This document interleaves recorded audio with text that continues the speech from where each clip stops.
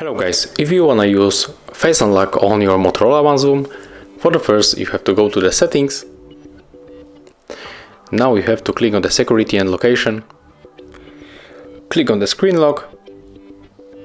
And now we have to choose one of the following screen locks. So in my case it will be pattern. And draw it again. Click on the confirm. Click done. And now we can set up the Face Unlock.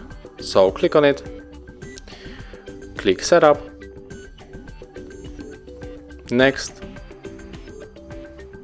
and now we have to input our pattern. And as you can see, our face was scanned, so click on the next, we got it. And now when we lock our screen and click again, here is unlocked. So this is how it looks on this device. Thank you for watching, leave likes, subscriptions and of course comments below. See ya!